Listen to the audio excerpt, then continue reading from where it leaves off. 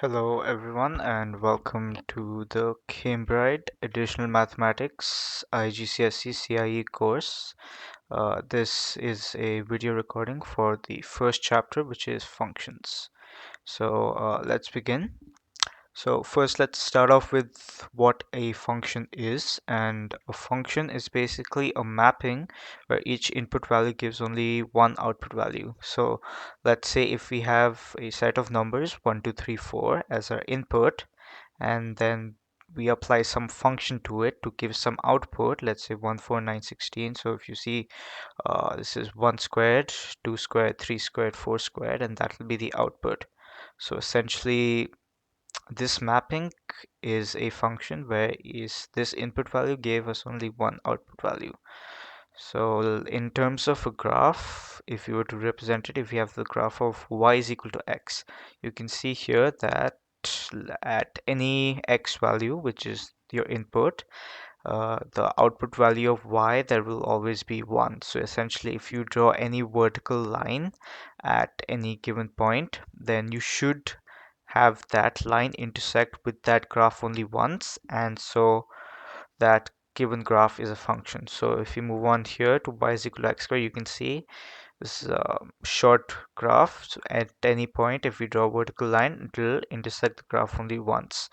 But if we come over here to plus or minus root x, this vertical line is actually intersecting the graph at 2 points, which means that this is not a function. So that is one thing that you will need to keep in mind for your examination. Now, so moving on, the domain is basically a set of input values for a function. So if we have the function f of x is equal to 2x plus 5, then x is equal to x is greater than 0 is the domain, basically the input. And then so range is just the output value. So if we have that same function 2x plus 5 great x greater than 0 domain, so we can see here that this is a rough sketch of the graph 2x plus 5, and at 0 it is 0 comma 5, right? So we have that f will be greater than 5 essentially, because we are looking for any point to the right of this, and so on the y-axis this will be anything above 5. Now a one-one function is basically where one input value gives you only one output value. So f of x is equal to x, or f of x is equal to 3x plus 12, or one-one functions. A many-one function is where multiple input values give one output value. So the f of x is equal to x squared, or f of x is equal to x to the power 4 plus 5. Be many-one functions. Now, important thing, inverse functions essentially is something that reverses the original function. So let's say 1, 2, 3 input, 2, 4, 6 output. So it's multiplied by 2, f of x is equal to 2x. And then the reverse of it will just be going from right to left here. This 2, 4, 6 to 1, 2, 3. And that's just half of that essentially. And so f of inverse x is just 1 by 2x. And then composition of functions is where multiple functions are combined to form a final function. So if we have two functions, f of x is equal to x plus 1 and g of x is equal to x squared, then fg of x is basically you're going to act g on x, and then you're going to act f on this result essentially. So x to g of x will give us this, and then applying f to this. So basically the range of g of x becomes the input for f of x essentially, and so you will represent the function like this, and this is what the mapping will look like for that. Now, a few notations that, okay, before that, there's a very important thing. If a question asks why f of x is a function, you just have to remember this definition. And basically, if you can somehow show the examiner that each input value gives only one output value, then you can write this statement at the end and say, thus, f of x is a function. Now, a couple of terminology and notation basically you need to know. F of x is equal to x plus 4 and f colon x arrow x plus 4. These two are the exact same thing. So it's just two different ways of representing that. And then so f of x is equal to x squared for x greater than 0. We discussed x is greater than 0 will be the domain. Now if we have f of x, then we write this f raised to negative 1 whole bracket x is inverse. So basically f inverse x. And then f g of x is just f of g of x. And then f squared x isn't actually f of x whole squared, it's f of x. So that's these two are not the same, f squared x and f of x whole squared. Those are two different functions. All right, now another important part is finding a range of a function. So let's say we are given this function here and this domain we are given here. So what you can do essentially is you can, because this is a quadratic curve, it'll look something like this. And so you can see here that there's a turning point here. This will be turning points as a concept will be covered in future chapters. So if we can find, so this is the vertex formula, and so the turning point is given at x is equal to minus 1.5. So we find the y coordinate, which is 7 by 4. And since the turning point is within that domain, we need to consider it.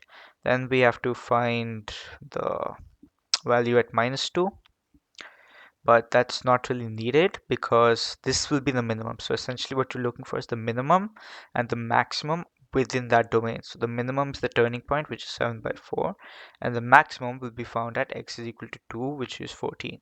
So your range just becomes 7 by 4 less than equal to f, which is less than equal to 14. Let's say you were given the range and the function, then you just apply the same process but somewhat reverse to get the domain. Now, some basic sort of introduction to modulus functions. We'll come back to this for the separate chapter where we're going to be looking more into detail into sketching these. But essentially, if you have y is equal to f of x, then y is equal to modulus f of x is just what we say is a reflection in the x-axis. So we'll just come to this. But what is modulus? So modulus 2 is 2 and the modulus of negative 2 is also 2. So what we can say is if we have a number line here, 0, 2 and negative 2, then essentially we're looking for this distance x or this distance x. And because distance is a scalar quantity, it's just going to have a magnitude here. It doesn't matter negative, positive really. So that's what a modulus is. Now, given a function x minus 3 that looks something like this for x is less than equal to 0, this is y is equal to f of x. So if we basically take modulus of that, it's essentially a reflection in the x-axis. So this is a very simple example. We'll come to more complex ones in a future chapter. But yeah, any values of f which are less than 0 are reflected in the x-axis. Anything is positive, that remains the same. Okay, now we discussed inverse functions a bit earlier, but how do you find them? So let's say we're given f of x is equal to 5x plus 7. You want to equate that to y, and then what you're doing is we're interchanging x and y variables here, right? And then you want to rearrange this equation to get for y. So once that process is done, we get f inverse x is x minus 7 by 5. So these are the steps here, right? The function in terms of x and y, swap the variables, and then rearrange for y. Okay, now sort of memorization thing here. Basically, the input of f of x or the domain of f of x will be the output of f inverse x or its range basically, because f of x and f inverse x are opposites. What f of x does is countered by f inverse x. So and then if we just swap these two, we can just say range of f of x is domain of f inverse. So basically that's sort of logical thing, but you need to remember that as well. So we look at this here. If the blue line is y is equal to f of x and the green line is y is equal to f inverse x, we can see that they're reflections of each other in the purple line, y is equal to x. And that's again one more thing or rule you need to remember. Now, some conditions to ensure that well, a inverse function can be found. So let's say y is equal to 2x. It's a 1-1 function, right? And it is a function, so we can find its inverse as half x. But if we had y is equal to x squared, its inverse actually becomes plus minus root x, which as we discussed earlier is not a function. So basically what we need what we can sort of conclude from this is that a given function has an inverse only when it is a 1-1 function. So what do we do in situations like this? Well, we are going to have to find a way to restrict the domain. So if we are given this function initially, we can restrict the domain such that it becomes a 1-1 function. We could have done the opposite as x is equal to less than equal to 0 as well. But this is a bit simpler. And then find the inverse, and this will be only positive root of x because we are sort of ignoring that negative part for x belongs to real numbers. And that's basically inverse functions. Now, the final thing here are composition of functions. So given two functions, we can find their compositions, and what we find is that f(g) of x is not equal to g(f) of x. So that's again something that you shouldn't assume and then get a question wrong. Now, this is a bit more technical, but I'll sort of simplify this. The domain of g of x is a subset of the domain of f of x. And the range of g of x is a subset of the range of g of x. Don't be sort of confused or sort of frightened because of this. It's really simple. So if we have f of x and g of x, and we find g of x here, basically the domain of f of x must be within the domain of f of x. So this could be anything. X is greater than equal to 0. It could be x is greater than equal to 1, but as long as it is within that domain of f of x that we were originally given. We can't have x is equal to -1 here for gf of x. That would violate this function. And that's the first function. So if that domain is invalid, then the entire composition becomes invalid. And then the same thing here, because this is g of f of x. So because we can write it like this, essentially it's the range of f and then the domain of g, right? In this case, because the range of f is input into the domain of g, right? And so essentially what you have here is we're giving g of x, and then you can find its range using the method outlined here. And if you find again, so that must lie within, and it does, because anything greater than equal to 0 is obviously anything greater than equal to 9 is greater than equal to 0. And so that's basically composition of functions.